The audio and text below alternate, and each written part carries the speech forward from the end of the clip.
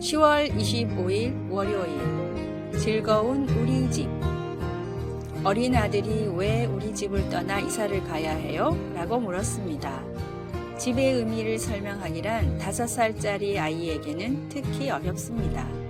이사할 때 집을 떠나기는 하지만 사랑하는 이들이 함께하는 곳이라는 의미에서는 집을 떠나는 것이 아니기 때문입니다. 이 집은 우리가 긴 여행이나 하루 일과를 마치고 돌아오기를 원하는 곳입니다. 예수님은 돌아가시기 불과 몇 시간 전에 다락방에서 제자들에게 너희는 마음에 근심하지 말라고 말씀하셨습니다. 제자들은 예수님이 죽으실 것이라고 말씀하셨기 때문에 그들의 앞날이 어떻게 될지 불안해했습니다. 그러나 예수님은 그들과 함께 계실 것이라고 확신시켜 주셨고 그들은 예수님을 다시 보게 될 것이라고 상기시켜 주셨습니다. 예수님은 그들에게 내 아버지 집에 거할 곳이 많도다. 내가 너희를 위하여 거처를 예비하러 가노니 라고 말씀하셨습니다. 예수님은 천국을 설명하기 위해 다른 단어를 쓸 수도 있었지만 불편하거나 익숙하지 않은 장소가 아니라 우리가 사랑하는 예수님이 계실 장소를 말해주는 단어들을 선택하셨습니다. C.S. 루이스는 이렇게 썼습니다. 하나님 아버지는 우리가 여행할 때 편안한 여관에서 쉬게 하시지만 거기를 자기 집으로 착각하지 않기를 바라신다. 우리는 살면서 편안한 여관에 대해 하나님께 감사할 수 있지만 우리의 진짜 집은 항상 주와 함께 있을 천국에 있다는 것을 기억합시다. 말씀, 내 아버지 집에 거할 곳이 많도다. 그렇지 않으면 너희에게 일렀으리라. 내가 너희를 위하여 거처를 예비하러 가노니. 요한복음 14장 2절. 찬송 559장 사철의 봄바람 불어있고. 기도, 사랑하는 주님, 나의 영원한 집인 천국을 주시니 감사합니다. 아멘. 10월 26일 화요일 이해하면 성장한다. 러시아의 한 시골에서 폭력적인 아버지와 무관심한 어머니께서 자라는 안톤이라는 소년이 있었습니다. 왜 자기 삶은 이렇게 불행한지 이해할 수 없었던 안톤이었지만 성인이 되자 주어진 현실을 어떻게든 바꿔보자는 생각이 들었습니다. 안톤이 가장 먼저 했던 일은 상대방을 무조건 이해하는 것이었습니다. 아버지의 폭력, 어머니의 무관심, 술과 도박에 빠진 형제들부터 매일 마주치는 거리의 불황자까지도 저마다 안타까운 사정이 있을 것이라 생각하자 상대방이 측은하게 여겨지며 한 걸음 더 나아가 진심으로 도울 수도 있게 됐습니다. 안톤의 노력으로 가족들은 가난과 중독을 물리치고 건강한 삶을 살게 됐고 안톤도 사람들을 이해하려고 노력했던 상상력을 토대로 글을 쓰며 유명한 작가로 이름을 알렸습니다. 당대 최고의 인기 작가가 된 안톤을 시기하는 사람들도 많았지만 그마저도 안톤은 저마다 사정이 있을 것이라 생각하며 단 한 번도 대립하지 않았습니다. 결국 안톤의 의연한 모습에 대중은 물론 평론가, 시기하던 작가들까지 감화가 됐고 그의 작품을 인정했습니다. 러시아의 대문호 안톤 체호프를 만든 것은 이해와 진실된 노력이었습니다. 내 기준에서 벗어나지 못하는 사람은 상대방을 진실로 이해할 수도 사랑할 수도 없습니다. 예수님처럼 내가 아닌 상대방의 눈높이에서 이해하며 다가가고자 노력하십시오. 오늘의 말씀, 그러므로 무엇이든지 남에게 대접을 받고자 하는 대로 너희도 남을 대접하라. 이것이 율법이요 선지자니라. 마태복음 7장 12절. 오늘의 찬송 199장 나의 사랑하는 책. 오늘의 만나, 나보다 더 나를 아시는 주님을 통해 상대방을 이해하게 하소서. 힘들고 어려워도 상대방의 입장에서 생각하고자 노력합시다. 10월 27일 수요일 설령.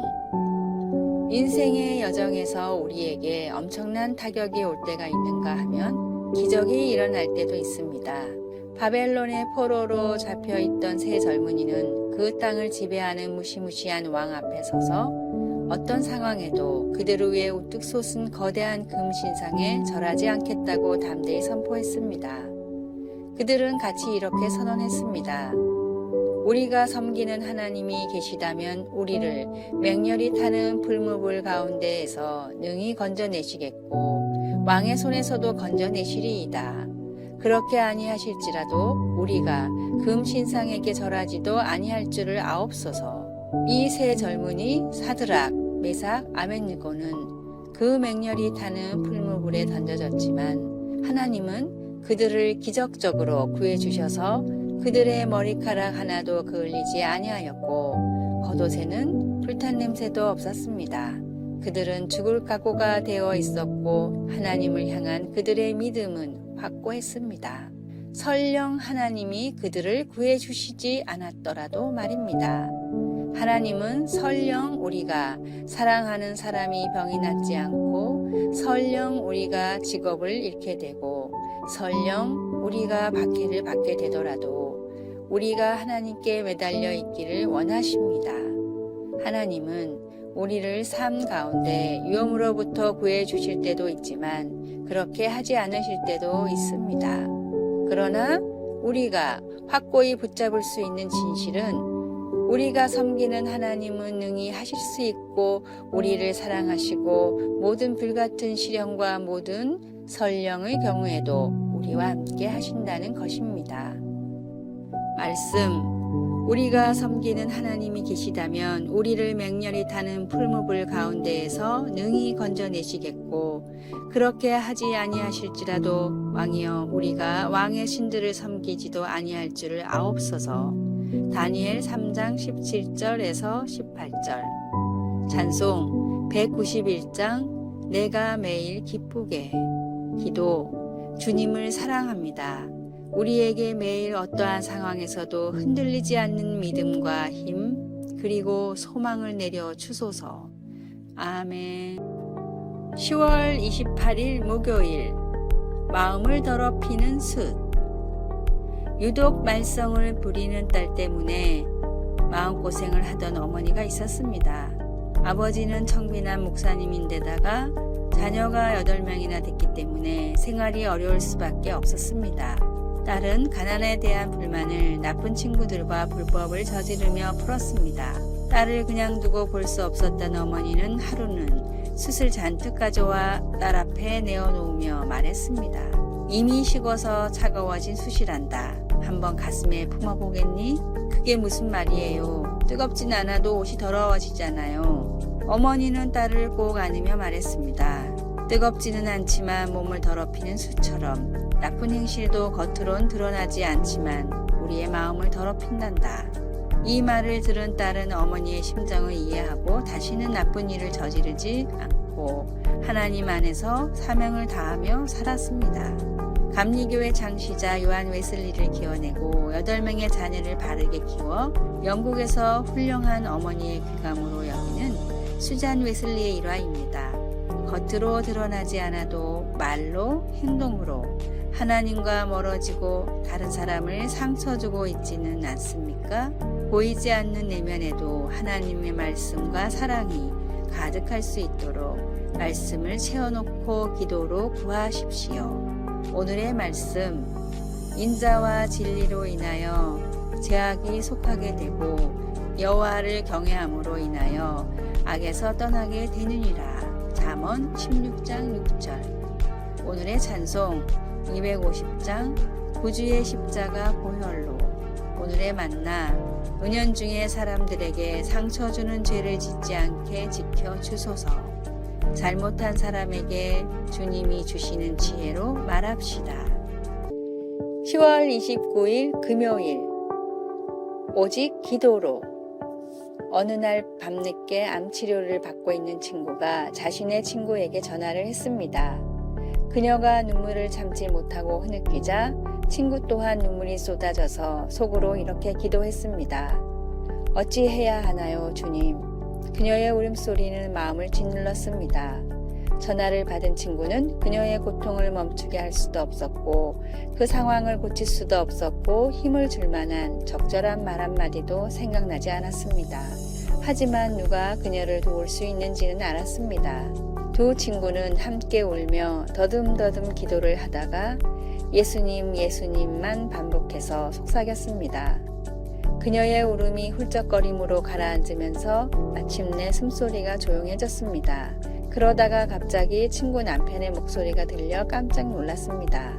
잠들었네요. 내일 다시 전화 드릴게요. 라고 그가 말했습니다. 친구는 전화를 끊고 베개에 얼굴을 파묻고 울며 기도했습니다. 마가는 사랑하는 아들을 돕고 싶어 했던 어떤 사람의 이야기를 들려줍니다. 아버지는 간절한 마음으로 고통 중에 있는 아들을 예수님께로 데리고 왔습니다. 그들의 상황이 불가능하다는 말만 되풀이하며 예수님께서 자신에게 믿음을 더해 주셔야 함을 깨닫고 있는 것으로 보아 그의 간청에는 의심이 섞여 있었던 것 같습니다. 예수님이 나서서 문제를 해결해 주셨을 때 그 아버지와 아들은 자유와 소망과 평안을 경험했습니다.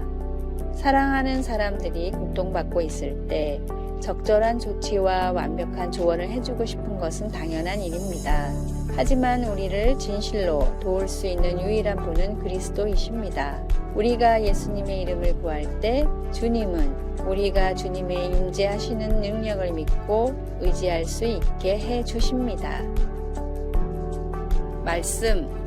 예수께서 이르시되 할 수 있거든이 무슨 말이냐? 믿는 자에게는 능히 하지 못할 일이 없느니라 하시니. 마가복음 9장 23절. 찬송 407장 구주와 함께 나 죽었으니. 기도. 예수님, 우리는 예수님이 꼭 필요합니다. 예수님의 이름은 우리를 강력한 힘으로 임재하시는 그분에게 나아가게 하는 강한 기도입니다. 아멘.